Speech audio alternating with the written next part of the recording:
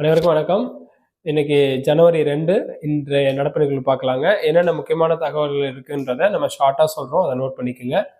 So வாங்க முதல்லேருந்து பார்க்கலாம். இப்போ 2026 ஸ்டார்ட் ஆயிருக்கு. இந்த ஆண்டுக்கான டிஎன்பிஎஸ்சி தேர்வு பாடத்திட்டத்தில் ஏதாவது சேஞ்சஸ் இருக்குமா அப்படின்றத எஸ்கே பிரபாகர் சொல்லியிருக்காங்க. ஒன்றும் சேஞ்சஸ்லாம் இல்லை அப்படின்னு சொல்லிட்டாருங்க. ஸோ அதான் இதில் முக்கியமான கான்செப்ட். அதனால இந்த பழைய பாடத்திட்டத்தின் அடிப்படையில், அதாவது 2018க்கு பிறகு புது புத்தகம் வந்துச்சு இல்லையா, அந்த பாடத்திட்டத்தின் அடிப்படையிலேயே நீங்கள் பாடத்திட்டங்களை படிச்சுக்கிட்டா போதும், எந்தவித சேஞ்சஸும் இருக்காது இந்த ஆண்டு அப்படின்னு சொல்லியிருக்காருங்க. ஸோ அடுத்தது நேற்றைய செய்தித்தாளில் பார்த்துருப்போம் என்ன அப்படின்ட்டுன்னா,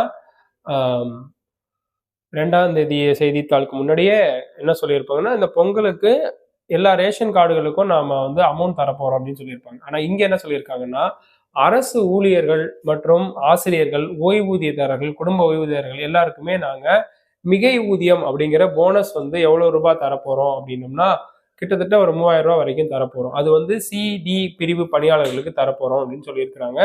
இதுக்காக தமிழ்நாடு அரசு 183.86 கோடி ரூபாய் ஒதுக்கீடு பண்ணியிருக்கிறாங்க.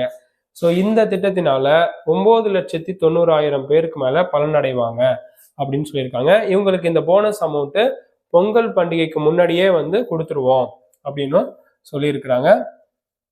அதுக்கப்புறம் பார்த்தீங்கன்னா, இப்போ தொகுப்பூதியத்துல வேலை பார்க்குறவங்க அல்லது சிறப்பு காலமுறை ஊதியத்துல வேலை பார்க்குறவங்களா இருந்தாலும் ஒரு வருஷத்துல குறைஞ்சது 240 நாட்களுக்கு மேல வேலை செஞ்சிருந்தாங்கன்னா அவங்களுக்குமே நாங்க போனஸா ஒரு 1000 ரூபாய் கொடுக்குறோம் அப்படின்னு சொல்லியிருக்கிறாங்க. அந்த போனஸ்ல முன்னாள் கிராம அலுவலர்கள், கிராம உதவியாளர்களுக்கெல்லாம் ஒரு 1000 ரூபாய் வரைக்கும் பொங்கல் பரிசு கிடைக்கும் அப்படின்னு சொல்லியிருக்கிறாருங்க.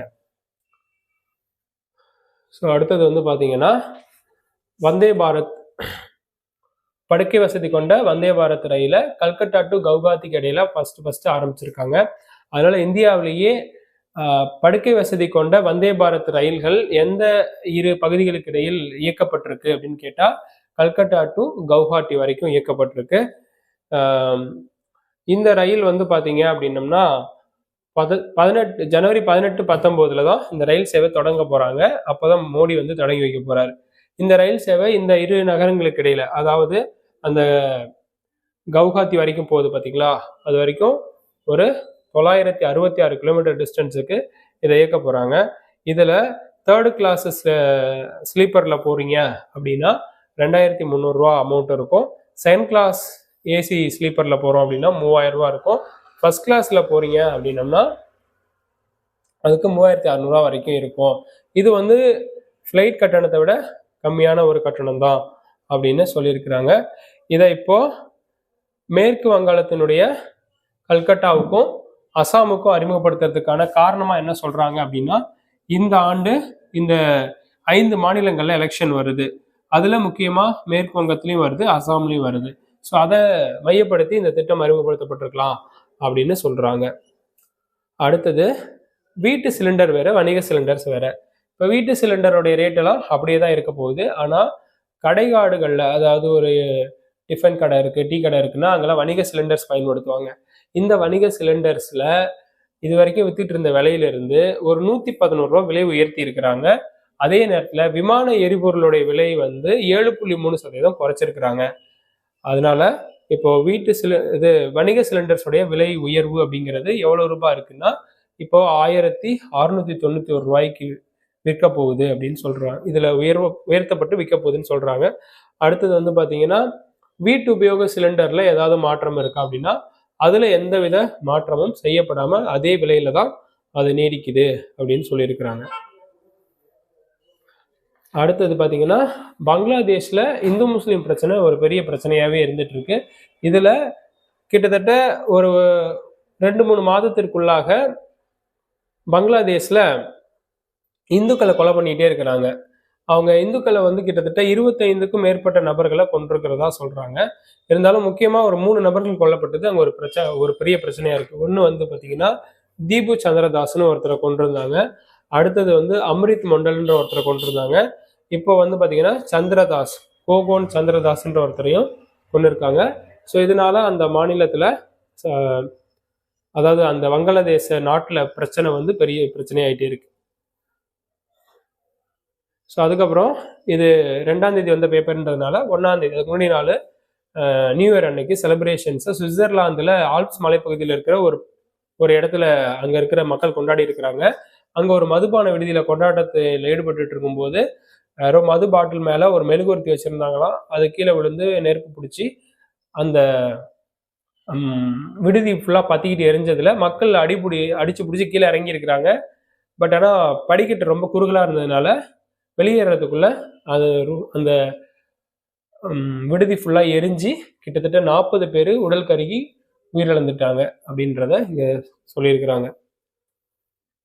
ஸோ அதுக்கப்புறம் பார்த்தீங்கன்னா இதில் உங்களுக்கு முக்கியமான கான்செப்ட் இருக்குது. என்னென்னா புலிகள் கணக்கெடுப்புங்கிறது எத்தனை வருஷத்துக்கு ஒரு தடவை இந்தியா ஃபுல்லாகவே நடக்கும் அப்படின்னா 4 வருஷத்துக்கு ஒரு தடவை நடக்கும். ஸோ அதனால் இந்த டைகர் சென்செக்ஸ் 4 இயர்ஸ்க்கு ஒன்ஸ் இந்தியாவில் நடக்கும். இது இப்போ ஜனவரி 5 ஆரம்பிச்சு பிப்ரவரி எண்டு வரைக்கும் நடக்க போகுதுன்னு சொல்லியிருக்கிறாங்க. தமிழ்நாட்டில் மொத்தம் 5 புலி வனச்சரகங்கள் இருக்கு அப்படின்னு சொல்றாங்க. ஒன்று பார்த்தீங்கன்னா களக்காடு முண்டந்துறை வனச்சரகம், இன்னொன்று ஆனைமலை வனச்சரகம், 3வது முதுமலை வனச்சரகம், 4வது சத்தியமங்கலம் வனச்சரகம், 5வது மேகமலை வனச்சரகம். இந்த வனச்சரகத்துல தான் புலிகள் கணக்கெடுப்பு நடக்க போகுது. ஸோ ஏற்கனவே 2018 புலி கணக்கெடுப்பு நடத்தினப்போ 264 புலிகள் இருந்துச்சு தமிழ்நாட்டில். 2018 அப்படின்னா அதுல இருந்து 4 வருஷம் கழிச்சு தான் 2022. ஸோ 22ல் 306 புலிகள் தான் இருந்துச்சு. இப்போ பார்த்தீங்கன்னா அடுத்த கணக்கெடுப்பு நடத்த போறாங்க. இதுல இன்னும் புலிகளோட எண்ணிக்கை அதிகரிச்சிருக்கும் அப்படின்னு நம்பப்படுது. அதே மாதிரி இந்தியா முழுக்க ஒரே வருஷத்துல, அதாவது 2025க்குள்ள மட்டும் 166 புலிகள் உயிரிழந்திருக்கு. ஸோ இந்த 166 புலிகள் உயிரிழப்புக்கு காரணம் என்னங்கிறதையும் இங்க சொல்லியிருக்கிறாங்க.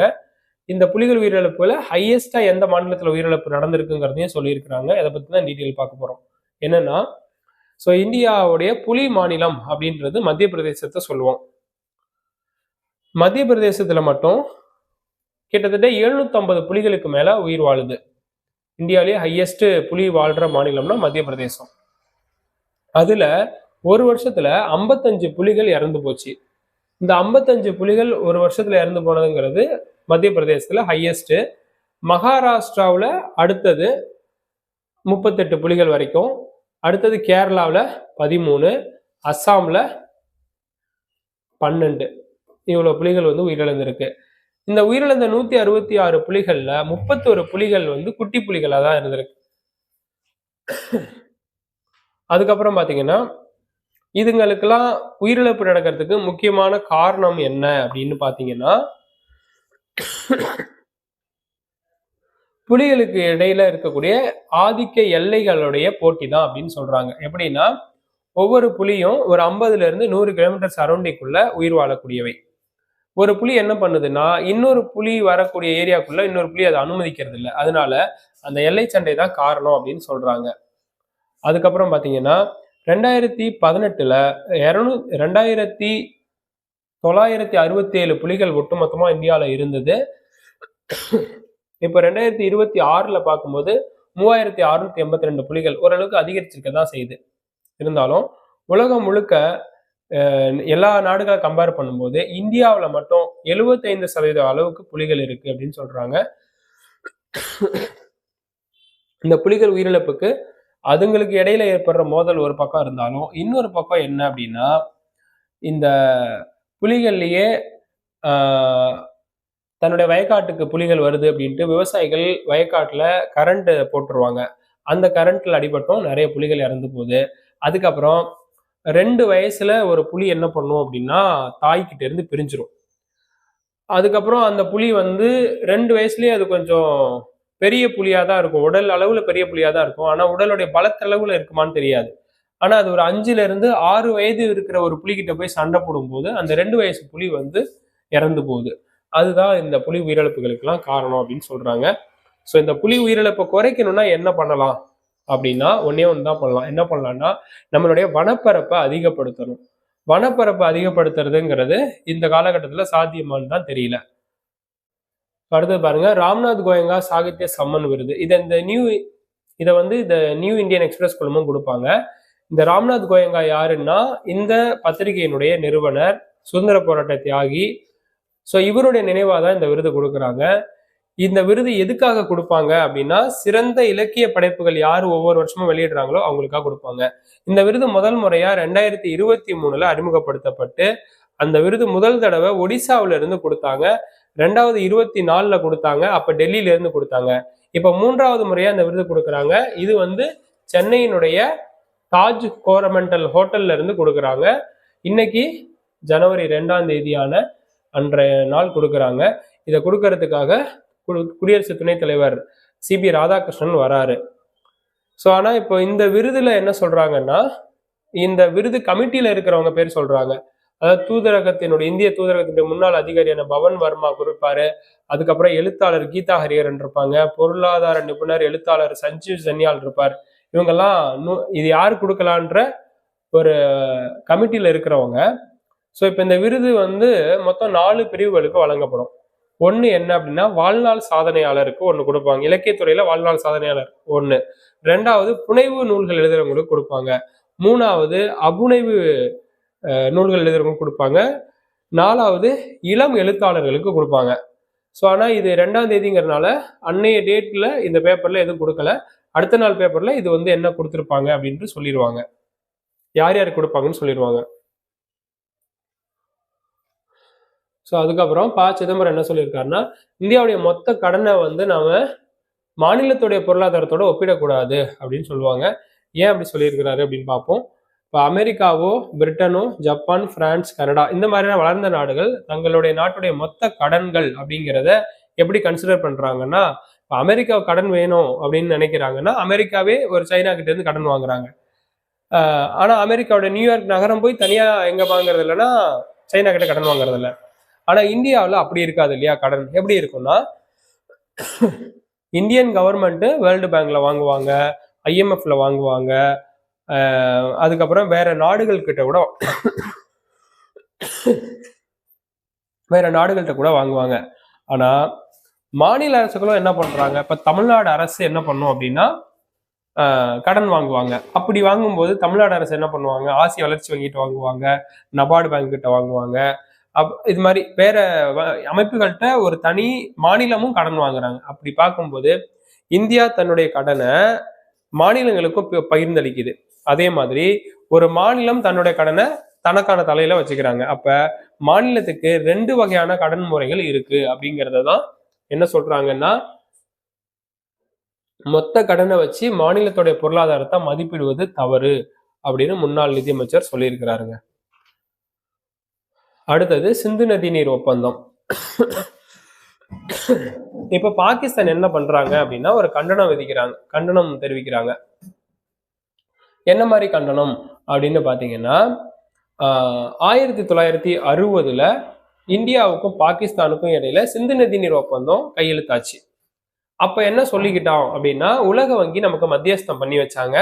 அப்ப என்ன சொன்னாங்கன்னா, சிந்து நதியில கிழக்கு பக்கமா ஓடுற நதிகள், அதாவது கிழக்கு கரை நதிகள் அப்படின்னு சொல்லுவோம், அது வந்து ராவி, பியாஸ், சட்லஜ் இந்த நதிகளோட தண்ணியை இந்தியா பயன்படுத்திக்கலாம். மேற்குல சிந்து, ஜீலம், செனாப் இந்த நதிகள்லாம் பாயுது. இந்த நதிகளோட தண்ணீர் பாகிஸ்தானுக்கு சொந்தம்னு சொல்லி இந்த சிந்து நதி நீர் ஒப்பந்தம் சைன் ஆச்சு. இப்போ செனாப் நதி மேல நம்ம இந்தியா என்ன பண்றாங்க அப்படின்னா, 260 மெகாவாட் துல்ஹஸ்தி 2ஆம் கட்ட நீர்மின் நிலைய திட்டம்னு சொல்லி ஒண்ணு அமல்படுத்துறாங்க. இந்த துல்ஹஸ்தியில 2ஆம் கட்ட நீர்மின் திட்டம் கட்டுறதுக்கு பாகிஸ்தான் கண்டிப்பா எதிர்ப்பு தெரிவிப்பாங்க. ஏன் அப்படின்னா, செனாப்ங்கிறது மேற்கு பக்கத்துல ஓடுற அவங்களுக்கு சொந்தமான நதி. அப்ப அவங்க நதி மேல போய் நீங்க வந்து என்ன பண்றீங்க அப்படின்னா, நீர்மின் நிலையத்திற்கு கட்டுமான பணிகளை செய்யும் போது அவங்க கண்டிப்பா ஒத்துக்க மாட்டாங்க. அதை சொல்லியிருக்கிறாங்க. ஸோ ஆனா இந்தியா இப்ப எதுக்காக இதை பண்றாங்க அப்படின்னா, நமக்கும் அவங்களுக்கும் இந்த பெஹல்காம் அட்டாக் நடந்த பிறகு இதுல நிறைய முரண்பாடுகள் வளர ஆரம்பிச்சிருச்சு. அதுதான் இப்போ பிரச்சனை. அதனால இந்தியாவுக்கும் பாகிஸ்தானுக்கும் இந்த சிந்து நதி நீர் ஒப்பந்தத்துல ஒரு பெரிய பிரச்சனை நீடிக்குது இப்போ. அதே மாதிரி 1996 இந்தியாவுக்கும் வங்கதேசத்துக்கும் இடையில கங்கை நதி நீர் ஒப்பந்தம் சைன் ஆச்சு. இந்த கங்கை நதியில பராக்கா குறுக்கணை அப்படின்னு ஒண்ணு கட்டினாங்க. இதுலயும் ஒரு 30 ஆண்டு கால ஒப்பந்தம் சைன் ஆச்சு. அது வந்து 96 போட்ட ஒப்பந்தங்கிறதுனால 30 ஆண்டு கால ஒப்பந்தம் இப்ப முடிஞ்சு போச்சு. அதனால இதை ரினிவல் பண்ண வேண்டிய சுச்சுவேஷன்ஸ்ல நம்ம இருக்கிறோம். அதனால கங்கை நதிநீர் ஒப்பந்தம் இந்தியா பங்களாதேஷ்க்கு இடையில 96ல நடந்துச்சு. சிந்து நதிநீர் ஒப்பந்தம் இந்தியா பாகிஸ்தானுக்கு இடையில 1960ல நடந்துச்சு. அதுதான் இதுல முக்கியமான கான்செப்ட். அடுத்தது பாத்தீங்கன்னா, இந்தியாவில் சமூக வலைதளத்தை பயன்படுத்துறவங்களோட எண்ணிக்கை ரொம்ப அதிகமா இருக்கிறதா சொல்றாங்க. இது எந்த அளவுக்கு அதிகம் அப்படின்னா, உலகத்திலேயே இந்த அளவுக்கு அதிகமா சோசியல் மீடியாஸ்லயே ரொம்ப நேரம் சுத்துற மக்கள் இந்தியாவில் மட்டும்தான் இருக்கிறாங்க அப்படின்ற அளவுக்கு இருக்கு. ஏன்னா இந்தியாவில் இருக்கிற மக்கள் வாட்ஸ்அப்பை மட்டும் பயன்படுத்துறவங்கன்னு பாத்தீங்கன்னா ஒரு 59.66 கோடி பேர் யூஸ் பண்றாங்க. யூடியூப் 46.7 கோடி பேர் பயன்படுத்துறாங்க. இன்ஸ்டாகிராம் 36.2 கோடி பேர் பயன்படுத்துறாங்க. ஃபேஸ்புக் 31 கோடியே 4 லட்சம் பேர் பயன்படுத்துறாங்க. ஸ்னாப் சாட் 20 கோடி பேருக்கு மேல பயன்படுத்துறாங்க. எக்ஸ் தளம் பாத்தீங்கன்னா 2 கோடியே 41 லட்சத்துக்கு மேல இருக்கிறவங்க பயன்படுத்துறாங்க. ஸோ இந்த பயன்பாடு எப்படி ஒரு பாதிப்பை ஏற்படுத்துது அப்படிங்கிறத இதுல சொல்லியிருக்கிறாங்க. அப்படின்னா, சமூக ஊடகங்களை இளைஞர்கள் பயன்படுத்தும் பொழுது அவர்களை அதே சமூக ஊடகங்களை வச்சு தீவிரவாத செயல்களுக்கு இளைஞர்களை மடைமாத்தி விடுறதும் நடக்குது அப்படின்னு சொல்றாங்க. இப்ப இந்தியா முழுக்க 112 கோடி பேர்கிட்ட கைபேசிகள் இருக்கு. இந்தியாவில் மொத்தம் 140 கோடி பேர் மக்கள் தொகை. இவ்வளவு மக்கள்ல மினிமம் பாத்தீங்கன்னா 112 கோடி பேர் பயன்படுத்துறோம் அப்படின்னு வச்சுக்கோங்களேன். அப்ப மிச்சம் பாத்தீங்கன்னா வெறும் ஒரு 28 கோடி பேர்கிட்ட தான் செல்போன் வசதி இல்லாத மாதிரி தெரியுது. அதுலயும் இந்த வயசானவங்க சின்னவங்களா இருப்பாங்க, அதுதான் காரணம். ஸோ அப்ப 112 கோடி பேர் மொபைல் போன் பயன்படுத்துறாங்க. இதுல எல்லார்கிட்டையும் நெட் ஃபெசிலிட்டிஸோட இருக்காது, இருந்தாலும் மேஜரா 80.6% பேர்கிட்ட இன்டர்நெட் ஃபெசிலிட்டிஸோட போன்ஸ் இருக்கு. அந்த 80.6% பேர் இன்டர்நெட் ஃபெசிலிட்டிஸோட வச்சிருந்தாலும் 67.6 கோடி பேர் சமூக ஊடகங்கள் கண்டிப்பா பயன்படுத்துறாங்க. இது இந்தியாவுடைய மொத்த மக்கள் தொகையில 71% பேர் சோசியல் மீடியா பயன்படுத்துறாங்கன்றத சொல்லுது. ஓகேங்களா? அப்புறம் இந்த 71% பேர்த்துல 49.7% பேர் ரொம்ப தீவிரமா பயன்படுத்துறவங்க. எந்நேரம் பார்த்தாலும் சோசியல் மீடியாலேயே சுத்திட்டு இருக்கிறவங்க அப்படின்னு பார்த்தா 49, கிட்டத்தட்ட 50% வச்சுக்கோங்களேன். அந்த மாதிரி இது மொத்த மக்கள் தொகையில 33% பேர் சோசியல் மீடியாலேயே மூழ்கி இருக்கிறதுக்கு சமம். அப்படி பார்க்கும்போது இளைஞர்கள் இன்னைக்கு தேசிய சராசரியை விட நம்ம இளைஞர்கள் அதிகமா பயன்படுத்துறாங்க. அதுவும் பாருங்க, இந்தியாவில் இருக்கக்கூடிய 28 ஸ்டேட்டு 8 யூனியன்லயுமே சோசியல் மீடியாஸை ரொம்ப நேரம் பயன்படுத்துறவங்க அப்படின்றது எந்த மாநிலத்துக்காரங்க தானோ? தமிழ்நாட்டுக்காரங்க தானோ. ஸோ அதனால தமிழ்நாட்டுக்காரங்க தான் ரொம்ப அதிகமா பயன்படுத்துறாங்க. குறைஞ்சபட்சம் தேசிய மற்றும் உலக சராசரிங்கிறதே பார்த்தீங்கன்னு வைங்களேன், ஒரு மனுஷன் ஒரு நாளைக்கு குறைஞ்சது 2 மணி நேரம் 23 நிமிஷம் பயன்படுத்தலாம். இது உலக சராசரி. ஆனா தமிழ்நாட்டுடைய சராசரின்னு பார்க்கும்போது ஒரு நாளைக்கு 2 மணி நேரம் 36 நிமிஷத்துக்கு மேல தமிழக இளைஞர்கள் இதுல பயன்படுத்துறாங்க சமூக வலைதளத்துல. ஓகேங்களா? ஸோ இதுதான் சொல்லியிருக்காங்க. இந்த மாதிரி பயன்பாடு பண்ணும் பொழுது இளைஞர்கள் தீவிரவாதத்துக்கும் மூளைச்சலவை ஒரு பக்கம் செய்யப்படுறதா சொல்றாங்க. ஸோ அடுத்தது பார்த்தீங்கன்னா, இவங்களெல்லாம் நல்வழிப்படுத்துறதுக்கு ஏதாவது வழி இருக்கா அப்படின்னு கேட்கும்போது வேணா கவுன்சிலிங்ஸ் தரலாம் அப்படின்னு சொல்றாங்க. ஆனா இதெல்லாம் நடக்கிற காரியமான்னு தெரியல. அடுத்தது, இந்தியாவுடைய அணுமின் உற்பத்தி நிலையங்களுடைய பட்டியலை பரிமாறிக்கொள்ளும் அப்படின்னு சொல்றாங்க. எப்படின்னாங்க, இந்தியாவில் அணுமின் உற்பத்தி நிலையங்கள் எங்கெங்கெல்லாம் இருக்குங்கிற ஒரு லிஸ்ட், ஒரு மேப்பை நாம பாகிஸ்தான் கிட்ட கொடுக்கணும். அதே மாதிரி பாகிஸ்தானும் என்ன பண்ணுவாங்க, அவங்க நாட்டுல எங்கெங்கெல்லாம் அணுமின் உற்பத்தி மையங்கள் இருக்குன்னு சொல்லிட்டு நம்ம கிட்ட ஒரு மேப் கொடுத்து லிஸ்ட் கொடுப்பாங்க. இது எதுக்காக அப்படின்னா, 2 நாட்டுக்கு இடையில போர் வரும் பொழுது அணுமின் உற்பத்தி நிலையங்கள் மேல அவங்க குண்டு போடக்கூடாதுங்கிறதுக்காக தான் இந்த ஒரு ஏற்பாடுன்னு சொல்றாங்க. ஸோ அதனால இந்தியா பாகிஸ்தான் இடையில் அணுமின் உற்பத்தி நிலையங்களுக்கு எதிரான தாக்குதல்களை தடுப்பதற்காக இருதரப்பு ஒப்பந்தத்தின் கீழ் இரு நாடுகளும் தங்களின் அணுமின் உற்பத்தி நிலையங்கள் குறித்த பட்டியலை பரிமாறிக்கொள்ளுகின்றன அப்படின்னு சொல்லிட்டு 35வது ஆண்டாக இந்த பணி நடந்துகிட்டு இருக்கு.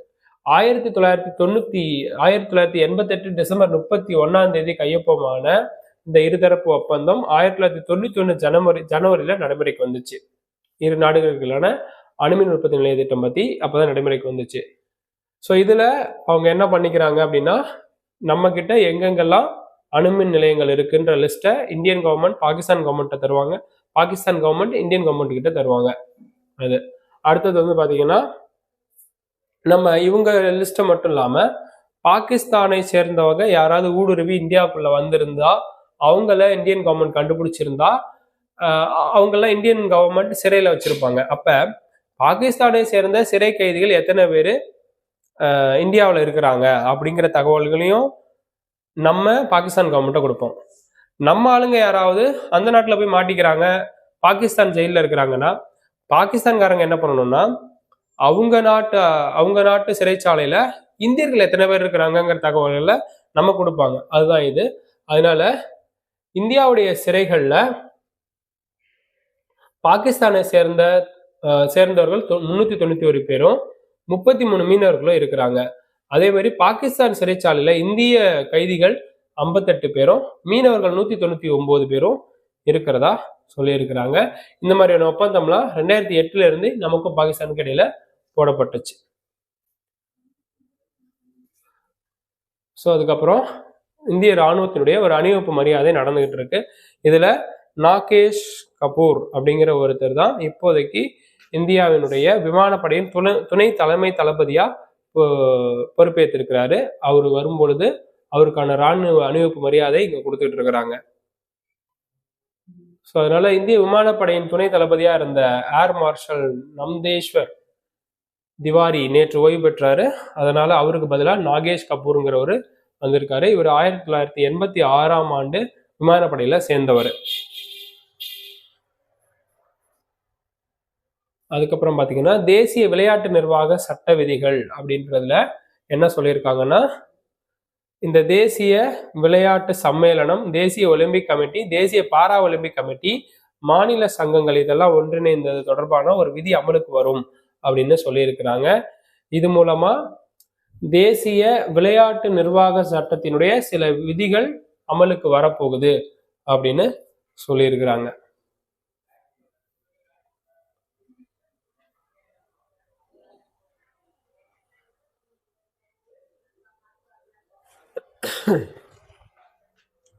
அதுக்கப்புறம் போன கிளாஸ்ல பார்த்துருப்போம், ஏஜிஆர் அப்படின்னு ஒரு இதை பார்த்துருப்போம், அட்ஜஸ்டட் கிராஸ் ரெவென்யூ அப்படின்னுட்டு. அதுவுமே வோடஃபோனும் ஐடியாவும் சேர்ந்து அரசாங்கத்துக்கு கொடுக்க வேண்டிய ஒரு தொகை தானே. அதே மாதிரி இதே வோடஃபோன் ஐடியா நிறுவனம் இந்தியன் கவர்மெண்ட்டுக்கு ஜிஎஸ்டி வரியை அவங்க இன்னும் சரியா கட்டாம இருக்கிறாங்க. ஜிஎஸ்டி வரி விகிதத்திலையும் பெண்டிங் வச்சிருக்கிறாங்க. இப்போ ஜிஎஸ்டி வரி ஒரு 1000 ரூபா வருதுன்னு வச்சுக்கோங்களேன், இந்த வருஷம் ஒரு 700 ரூபா கொடுத்துட்டு இன்னும் கொஞ்ச நாள் கழிச்சு 300 ரூபா கட்டிக்கிறாங்கன்னு சொல்ற மாதிரி, அந்த மாதிரி பண்ணி என்ன போட்டாங்கன்னா, வோடஃபோன் நிறுவனம் ஜிஎஸ்டி கட்டுறதுலயும் பெண்டிங் போட்டதுனால அந்த பெண்டிங்க்கு இவங்க ஜிஎஸ்டி நிர்வாகம் என்ன சொல்லியிருக்காங்கன்னா, அதுக்கு நாங்க அபராதம் போடுவோம். அதான் 300 ரூபா வச்சிருந்தியா, அது 300 ரூபா வரைக்கும் இப்போ ஒரு வருஷம் ஆயிடுச்சு, அப்ப 400 ரூபாயா சேர்த்து கட்டிடு, அதுக்கு அபராதங்கிற மாதிரி அந்த மாதிரி அபராதம் போட்டு 638 கோடி ரூபா வோடஃபோன் நிறுவனம் ஜிஎஸ்டி அமௌண்ட்டை பெண்டிங் வச்சிருந்ததுக்காக மத்திய அரசுக்கு கட்டணும்னு சொல்லியிருக்கிறாங்க. அவங்க ஏற்கனவே ஏஜிஆர் அமௌண்ட்டே எங்களால தர முடியாதுன்னு சொல்லிட்டு இருக்கிறாங்க. இதுல இது வேற அப்படின்னு சேர்த்துக்கிட்டு வந்திருக்கு. ஓகேங்களா? ஸோ அதனால ஏஜிஆரையும் இங்க ரிமைண்டர் பண்ணியிருக்கிறாங்க. அதுக்கப்புறம் வர பிப்ரவரி 1ஆம் தேதியிலிருந்து இந்தியாவில் சிகரெட்டா இருக்கட்டும், இல்லை டொபாக்கோ ப்ராடக்ட்ஸ் எதுவாக இருக்கட்டும், அதுல எல்லாம் வந்து விலை உயர்வு அதிகரிக்கும்னு சொல்றாங்க. இந்த விலை உயர்வு பிப்ரவரி 1ல இருந்து அமலுக்கு வரும். ஏன் இந்த விலை உயர்வு அமலுக்கு வருது அப்படின்னா, ஜிஎஸ்டியில் 28% வச்சிருந்த இந்த பொருள் எல்லாம் இப்போ கேன்சல் பண்ணிட்டு 40% ஜிஎஸ்டி வரம்புக்குள்ள இதெல்லாம் கொண்டு வந்துட்டாங்க. இப்போ 40% ஜிஎஸ்டி வரி வருது அப்படிங்கிறதுனால இது எதன் மூலமா விலை அதிகரிக்குதுன்னா, இந்த 40% ஜிஎஸ்டின்னு சொல்றோமா, ஜிஎஸ்டியால மட்டும் இது விலை அதிகரிக்கல. ஒரு டொபாக்கோ ப்ராடக்ட்ஸ்ல 40% ஜிஎஸ்டி இருக்கும், அதை இல்லாம எக்ஸ்ட்ராவா கூடுதல் கலால் வரின்னு ஒன்று விதிக்கிறாங்க. அதை இல்லாம இன்னும் கொஞ்சம் எக்ஸ்ட்ராவா செஸ் வரின்னு ஒன்றையும் விதிக்கிறாங்க கவர்மெண்ட். அதனால இப்ப 3 வரி விகிதம் இந்த மாதிரியான டொபாக்கோ ப்ராடக்ட்ஸ்ல இருக்கு. ஒன்று ஜிஎஸ்டி, ரெண்டாவது வந்து கலால் வரி, மூணாவது செஸ் வரி. இப்போ 3 வரி விகிதமும் சேர்ந்து இந்த மாதிரியான பொருட்கள்ல விளைவை ஏற்படுத்தும் போது, இதுக்கு முன்னாடி ஒரு ஐடிசி நிறுவனம் என்ன பண்றாங்க, 1000 சிகரெட்டை உற்பத்தி பண்றாங்கன்னு வச்சுக்கோங்களேன். அதுக்கு ஐடிசி நிறுவனம் 28% ஜிஎஸ்டி இருந்தப்ப 200 ரூபாயில இருந்து 735 ரூபா வரைக்கும் கவர்மெண்ட் கட்டிட்டு இருந்தாங்க. ஆனா இப்போ இது 40%, அப்புறம் கலாலு, செஸ் இதெல்லாம் சேர்ந்ததுனால அதே 1000 சிகரெட்டை தான் இப்பவும் அவங்க மேனுஃபேக்சர் பண்ண போறாங்க ஐடிசி. ஆனா அந்த 1000 சிகரெட்டை மேனுஃபேக்சர் பண்றதுக்காக கவர்மெண்ட் கிட்ட அவங்க வரி கட்டணும். எவ்வளவு கட்டணும்? 2050 ரூபாயில இருந்து 8500 ரூபாய்க்கு வரைக்கும் வரி கட்டணும். இப்ப இவ்வளவு வரி கட்டுறதுனால இந்த வரி விகிதத்துடைய விலை உயர்வை எதுல வைப்பாங்க? எக்ஸாக்டா இந்த சிகரெட் மேலதான் வைப்பாங்க. அதனால சிகரெட்டோடைய விலைகளும் இனிமேல் 30% அதிகரிக்கும். அப்படி பார்த்தா இதுக்கு முன்னாடி 18 ரூபாய்க்கு வித்துக்கிட்டு இருந்த ஒரு சிகரெட்னு வச்சுக்கோங்களேன். 18 ரூபாய்க்கு வித்துட்டு இருந்த சிகரெட் பிப்ரவரி 1ஆம் தேதியில இருந்து 72 ரூபா வரைக்கும் விலை போகும் ஒரு சிகரெட். ஸோ ஏன் அப்படி விலை உயர போகுது அப்படின்னா இவங்க கட்டக்கூடிய வரி அதிகம். அதனாலதான் அந்த வரியை அவங்க அந்த சிகரெட் மேல வச்சிருக்கிறாங்க. ஸோ இதனால இப்படி வரி விகிதம் அதிகரிச்சுன்னு சொன்ன உடனே ஐடிசி நிறுவனத்துடைய பங்குகள் நேற்று வீழ்ச்சி அடைய ஆரம்பிச்சிச்சு. 50,000 கோடி ரூபாய் வரைக்கும் ஒரே நாள்ல அவங்களுக்கு லாஸ் ஏற்பட்டிருக்கு. ஏன்னா சிகரெட் உற்பத்தியில ஐடிசி, அப்புறம் வந்து பாத்தீங்கன்னா காட்ஃப்ரே பிலிப்ஸ், அப்புறம் விடிஎஸ், இவங்க நிறுவனங்கள்லாம் சிகரெட் தயாரிப்புல முன்னணி நிறுவனங்கள் அப்படின்னு சொல்லலாம். அப்ப ஐடிசிக்கு 50,000 கோடி லாஸு, காட்ஃப்ரே பிலிப்ஸுக்கு 19% லாஸு, விடிஎஸ்க்கு 7% லாஸ்.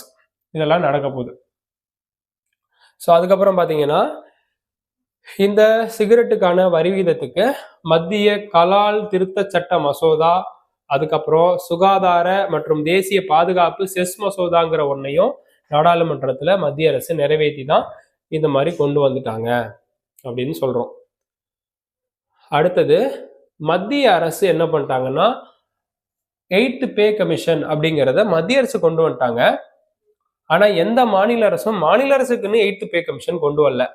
அதனால இந்தியாவில் ஃபர்ஸ்ட் முதல் மாநிலமா 8th பே கமிஷன் அமைக்கக்கூடிய முதல் மாநிலம் அப்படிங்கிற மாநிலமா அசாம் பேர் வாங்கியிருக்கு. அதனால மத்திய அரசுக்கு பிறகு தனது ஊழியர்களின் ஊதிய கட்டமைப்பை திருத்தி அமைப்பதற்காக 8வது ஊதிய குழுவை அமைக்கும் முதல் மாநிலம் என்ற பெருமையை அசாம் மாநிலம் பெற்றிருப்பதாக அந்த மாநில முதல்வர் ஹிமந்த பிஸ்வ சர்மா சொல்லியிருக்கிறார். அதனால இது வரைக்கும் எந்த ஸ்டேட் கவர்மெண்ட்டும் 8வது ஊதிய குழு அமைக்கல. இந்தியாவில் மத்திய அரசுக்கு பிறகு எந்த state government 8th pay commission அமைச்சிருக்கிறாங்கன்னா அசாம்.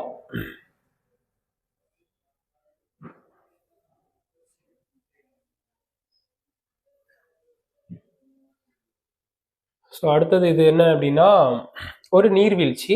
இது நியூ இயர் அன்னைக்கு ஒரு மாநில மக்கள் போய் அந்த நீர்வீழ்ச்சியில இருந்து செலிப்ரேட் பண்றாங்க. அதுதான் இந்த நீர்வீழ்ச்சி பெரும்பாலும் நம்ம கேள்விப்பட்டிருக்க மாட்டோன்றதுனால இதை எடுத்து வச்சிருக்கோம். எதுக்காகன்னா இது மத்திய பிரதேசத்துடைய ஜபல்பூர்ல இருக்கக்கூடிய மார்பிள் ராக்ஸ் நீர்வீழ்ச்சி. ஸோ மார்பிள் ராக்ஸ் நீர்வீழ்ச்சிங்கிறது தான் இதோட ஸ்பெஷல், அது பேர் ஞாபகம் வச்சுக்குவீங்க. சரி, அதுக்கப்புறம் பார்த்தீங்கன்னா திருப்பதி கோயிலுடைய லட்டு.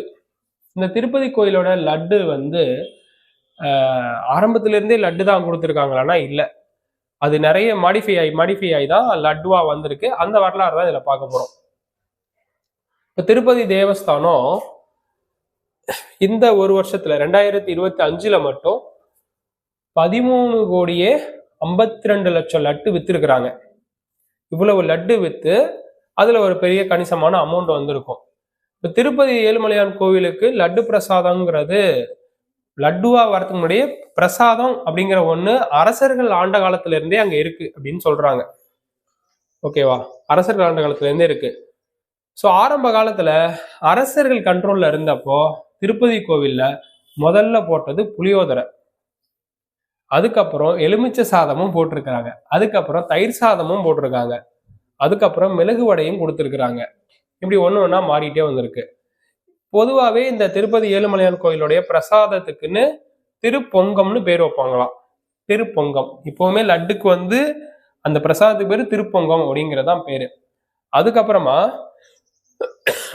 இந்த மிளகு வடைலாம் போன பிறகு இனிப்புல சுயமும் அப்பமும் கொடுக்க ஆரம்பிச்சது கிபி 1455. அப்புறம் வடை கொடுக்க ஆரம்பிச்சது கிபி 1460. அப்புறம் அதிரசம் கொடுக்க ஆரம்பிச்சது கிபி 1468. அதுக்கப்புறம் மனோகரப்படி அப்படின்ற ஒரு ஸ்வீட்டு போல அது 1547 கொடுத்தாங்க. அதுக்கப்புறம் 19ஆம் நூற்றாண்டு ஆங்கிலேயர்கள் காலத்துல வந்த பிறகு மகந்துங்கிறவங்க கோயில் நிர்வாகத்தை பார்த்துக்கிட்டாங்க. அவங்க காலத்துல பூந்தி கொடுத்தாங்க. ஸோ அதுக்கப்புறம் எப்போ லட்டு வந்துச்சு அப்படின்னா 1940 தாங்க வந்திருக்கு. 1940 தான் பூந்தி அப்படியே பிடிச்சா லட்டு ஆயிடுமா. ஸோ அதுக்கப்புறம் லட்டு கொடுக்க ஆரம்பிச்சாங்க. அதுல இருந்து இன்னைய வரைக்கும் திருப்பதி பிரசாதம் அப்படின்னாலே அந்த லட்டு தான். சரி, இப்ப திருப்பதி லட்டுல இவங்க ஒரு சாதனை பண்ணியிருக்காங்க. என்ன சாதனை அப்படின்னா, ஒரே நாள்ல என்னது, அதுவும் அந்த வைகுந்த ஏகாதசின்னு ஒரு நாள் வந்தது பாத்தீங்களா, அன்னைக்கு ஒரே நாள்ல திருப்பதி லட்டு 5,13,000 லட்டு வித்திருக்கு.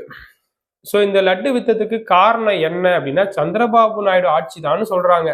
ஏன் அப்படி சொல்றாங்க அப்படின்னா, லட்டுல அந்த ஒரு தடவை நெய் கலந்த ப்ராப்ளம் வந்தது பாத்தீங்களா, அதெல்லாம் ரெக்டிஃபை பண்ணி சந்திரபாபு நாயுடு இப்ப நல்ல தரமான நெய் கொடுக்குறாரு. அதனால எல்லாருமே இப்ப லட்டு வாங்க ஆரம்பிச்சிட்டாங்க. அதனாலதான் இந்த லட்டு இந்த வருஷம் சேல்ஸ் அதிகமா இருக்கு. ஏன் அப்படி சொல்றோம்னா, போன வருஷம் 2024ல 12,15,00,000 லட்டு தான் வித்துது. ஆனா இப்ப பாருங்க 2025 எண்டுக்குள்ள 13,52,000 13,52,00,000 லட்டு வித்திருக்குது அப்படின்னு சொல்லியிருக்கிறாங்க. இது கடந்த ஓராண்டுல வித்த சராசரின்னு பார்த்தா 4 லட்சம் லட்டு தான் 2024ல வித்துச்சு. ஆனா இப்ப பாத்தீங்கன்னா 5 லட்சம் லட்டுக்கு மேல வித்திருக்கு இல்லையா.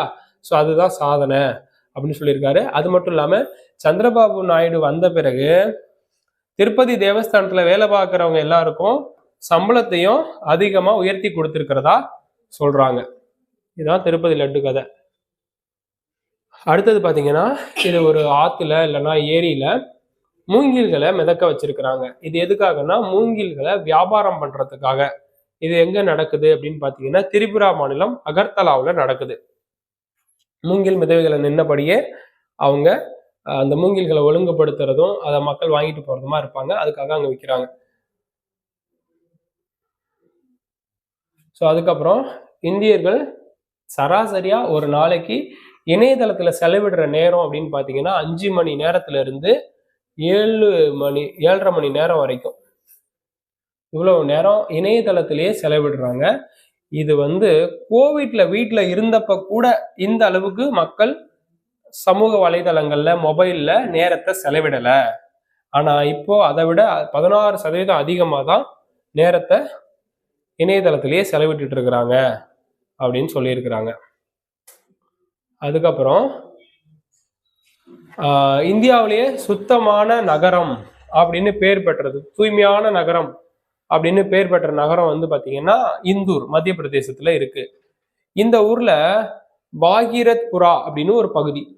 இந்த பகுதியில இருக்கிற பொதுமக்கள் குழாயில காலை நேரத்துல குடிநீர் பிடிச்சி குடிச்சிருக்கிறாங்க. அவங்க வீட்டுல இருக்கிற குழந்தைங்க, வயசானவங்க எல்லாரும் குடிச்சிருக்கிறாங்க. 1400 பேருக்கு மேல அந்த பகுதியில வாழ்றாங்க.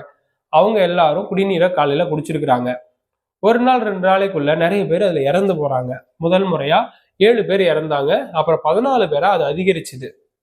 என்னடா அது திடீர்னு மக்கள் இறந்து போறாங்களே அப்படின்னு பார்க்கும்போது அந்த குடிநீர்ல ஒரு துர்நாற்றம் வீசிருக்கு. அப்புறமா மக்கள் எல்லாம் கம்ப்ளைண்ட் பண்ண ஆரம்பிச்சிட்டாங்க. அப்புறம் கம்ப்ளைண்ட்டை பார்த்துட்டு என்ன பண்றாங்க கவர்மெண்ட் அப்படின்னா, சரி அந்த குடிநீரை ஆய்வு பண்ணுவோம் அப்படின்னு பார்த்தபோது அந்த குடிநீர்ல அந்த மனிதர்களுடைய மலம் இருக்கு இல்லையா, அது கலந்துருந்திருக்கு. ஏன் அப்படி கலந்துருந்திருக்குன்னு பாத்தீங்கன்னா, அவங்க ஒரு டாய்லெட்டோடைய அடிப்பகுதி வழியா அந்த குழாய் பதிச்சிருந்திருக்கிறாங்க. அதுல லீக்கேஜ் ஏற்பட்டு அது கலந்துருந்திருக்கு. ஸோ இது தெரியாம குடிச்சிட்டாங்க. ஸோ அதனால இப்ப 14 பேருக்கு மேல 15 பேருக்கு மேல உயிரிழப்பு மத்திய பிரதேசத்துல நடந்திருக்குது. இது ஒரு சோகமான சம்பவம். ஸோ அதனால இப்ப மத்திய பிரதேச முதல்வர் மோகன் யாதவ் பத்திரிகையாளர் மீட்டிங்ல சில கருத்துக்கள்லாம் சொல்லியிருக்காரு. அதுக்கப்புறம் பாத்தீங்கன்னா அமெரிக்காவுடைய மிகப்பெரிய நகரம் அப்படின்றது நியூயார்க். இந்த நியூயார்க்குடைய 112வது மேயராக இந்திய வம்சாவளியைச் சேர்ந்த ஜோரான் மம்தானி அப்படின்றவர் பதவியேற்றிருக்கிறாரு. இவர் நியூயார்க்ல பதவியேற்றிருக்கிற முதல் தெற்காசிய வம்சாவளி மற்றும் முதல் முஸ்லீம் நபர் அப்படின்னு சொல்லப்படுறாரு.